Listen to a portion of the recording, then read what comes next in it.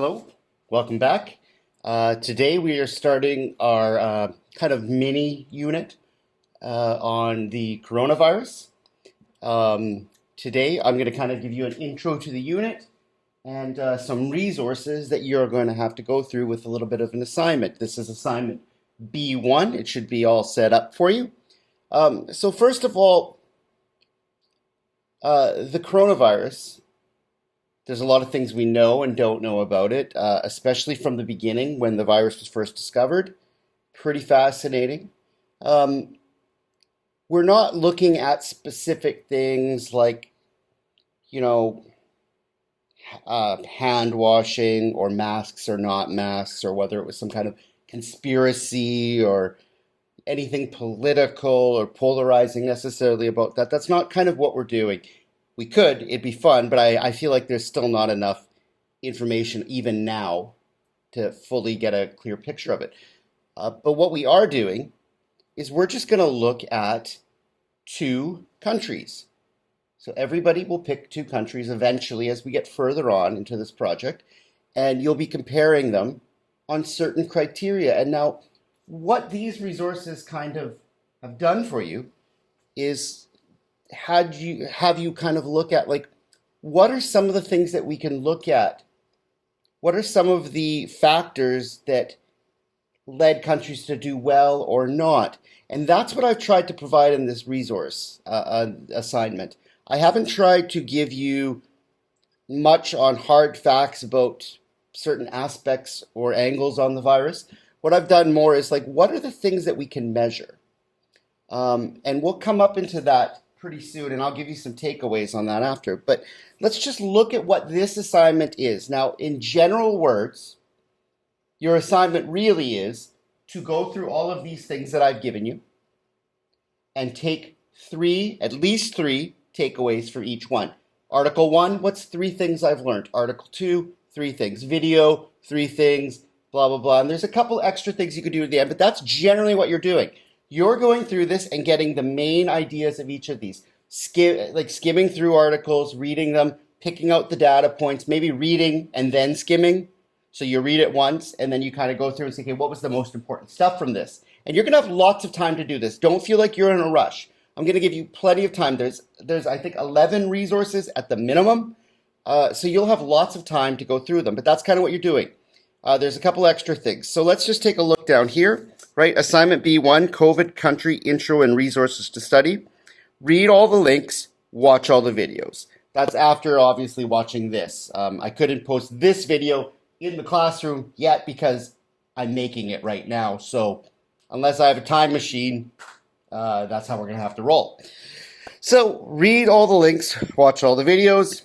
Submit a takeaway sheet, and your takeaway sheet must have 3 big points for each source I gave you. So you're going to have at least 33 points. If you're done, share any good stuff that you have with me. I don't mean stuff from this. I mean, do you have a video? Mr. Sitnik, you should watch this. Teacher, you should watch this. Do you have a link? Do you have a video? Do you have an article? Do you have something that maybe you think I should see that might have to do this? But remember, what we're really looking at in this unit is countries' responses. And as a class, we'll kind of try and find some unified things that we can look at country by country, which is what you will discover in here. So how would I suggest you do this? What I would suggest, I've got all the links you can see all up here, and I'm going to kind of give you a quick run through of them all before I let you go. And then after this assignment, there will be a new assignment, B2, where I'm going to give you some of my takeaways from all of these, because you can see here, I've already got some takeaways for every single article as well that I want to share with you, because maybe you missed something, maybe you've given me something to think about that I never thought about, and I've got some things that you need to think about. So after this assignment, the next assignment will be more about my reaction to all of the resources. So how I would suggest, I'll move this out of the way for now, how I would suggest you do this, and you could steal this word for word if you want, right? But I think you might need a little more space for your points. I just kind of did a template. But I would say blanks, takeaways, on a piece of paper, please, if you can. Digitally, if it's an emergency or you can't do it somehow on paper. But I prefer paper with pictures right now. It's really working. So the WHO graphics article, right? The Mythbusters article, and they're in order. WHO, Mythbusters, right? USA Today. And remember, this is an early resource, and I thought it's good to put some resources from back when the virus was first being discovered, as well as some more recent ones, just to give a little bit of perspective on what we've known and what we've learned and what we've changed. And early articles historically are very interesting to see countries' responses in certain time frames. So you would go for each one, the WHO graphics, Mythbusters, USA Today, CBC, the Wikipedia page. There's a lot on that page, but I think no matter what country you're doing, somehow you're going to use this as one of your main starting points for your individual project later on. It's just really good. The BBC article. Now, I say 3 takeaways. What I did is sometimes I only had maybe 1 or 2, and then I'd find a third, but sometimes as I was going through the video, oh, that's a takeaway, and I'm only 4 minutes in and there's still 10 minutes left. So I just wrote more takeaways. So I would suggest as you go through it, just write down the most important things. You're going to end up with 3 at a minimum. You might end up with more. I don't think that's a bad thing, and it's kind of like going to keep you actively engaged because this is going to be our core knowledge for the class. These resources are things that we've all kind of looked at, right? And as you go out on your own later on, then you'll do more individual stuff. But it's good to have a set of common knowledge as a class. So minimum 3, but more is fine.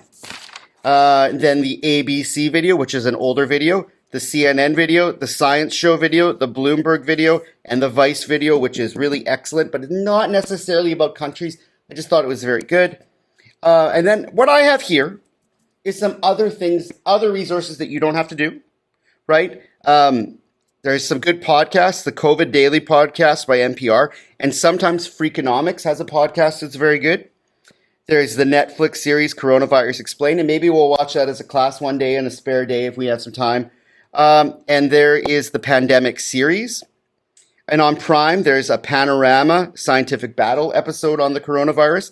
So those might be other things that you want to listen to or look at on your own. That's okay. I just put them as extra resources. The other thing I would say is we might do some of these extra resources in class on a spare day here or there. We're not feeling like doing something the usual. I'll say, let's watch one of these and I'll kind of talk you through it. We can kind of make some observations. Could be just a fun, chill day. And if you have other things that I should see, please put that on your sheet as well, right? So if you found, Mr. Sitnick, have you seen this? Have you heard this? Have you read this? And please, no whack job stuff. Just good, solid, researched information from pretty reliable sources that have a history. And then I have a 46-minute video that I included, I think, at the bottom. Oh, I put it right there. That's an extra long one. That's just, you know what, if you're way ahead of the class, you're bored, this is kind of another video you can look at. And I kind of explain what it's about there. It's in the description, but you don't need to watch that one. So that's what I would do. I would do a takeaway sheet. I would do each thing and do my takeaways. And you're going to submit this as an assignment, and you can look at my extra resources. You can give me extra resources that maybe I haven't considered. That's the main goal. And now let's just go through these quickly. So the first site will be the WHO graph. And one thing I would say is that you want to be looking at the map. Don't look at the bubble map. It's not very useful. That map, and you can look at cases and deaths. Now this is key. This is a big takeaway for me, but you can look at total per 1 million population because some countries might have 300 million people, some countries might have 30 million people. So if you're looking at cases, that doesn't really help you. You want to know per million people in that country, how many cases. Per million people, how many deaths. Kind of like a per capita kind of way of looking at the disease. So you could write that as an observation explaining how, if you look at it right, if you look at it, for example, in total, okay, you can see which countries kind of look the darker, the worse they're doing. But if you look at by population, slightly different, right? If you look in the last 7 days, you can see which country. Look at us, right? So there's different ways of correlating this, and you might have different takeaways depending on that. So that's the first site. And also on this site, you got to scroll down, And you could see when they talk about second waves or rebounds, well, some countries are having rebounds, some are not.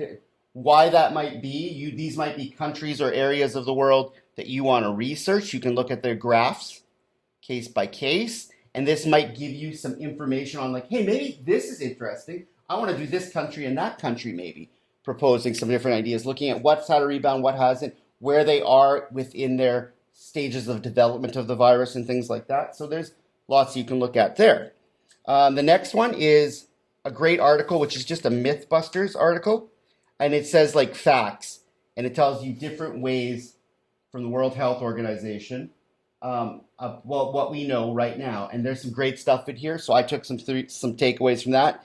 The biggest thing I would say is there's a lot of crazy theories out there that have no scientific basis. And I couldn't believe them. Some of them I read them and I laughed.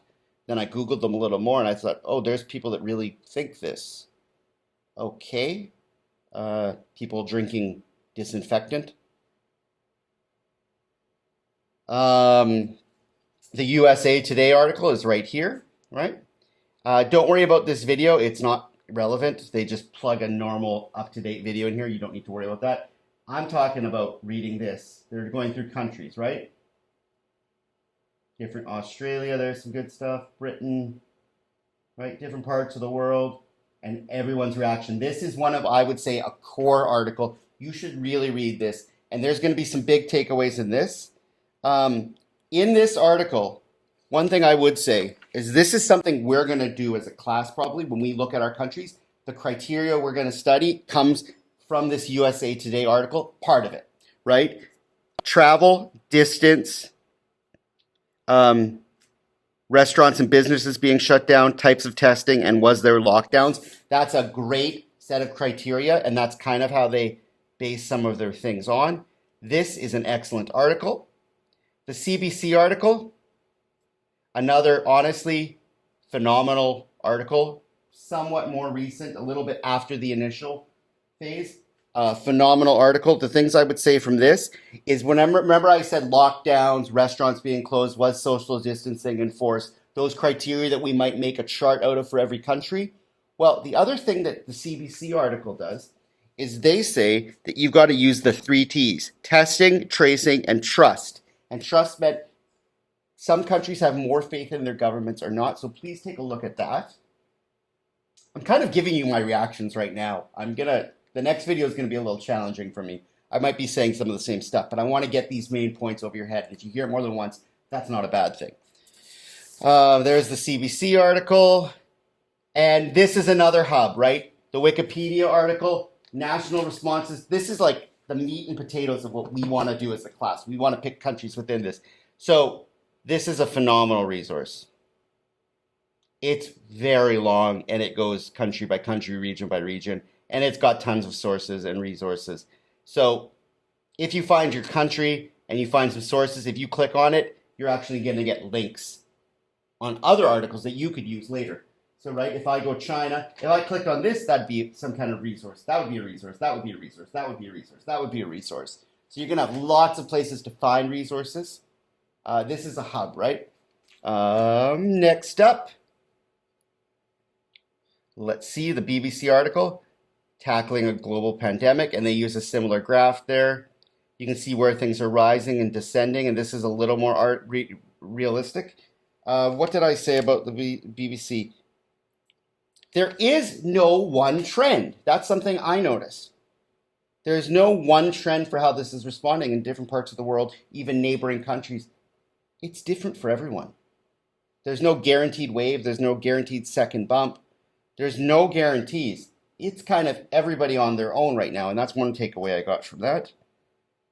And then when I looked at Africa, some very interesting things about Africa there with cases, and you've got to think about why those cases might be reported the way they are. That could be political or economic.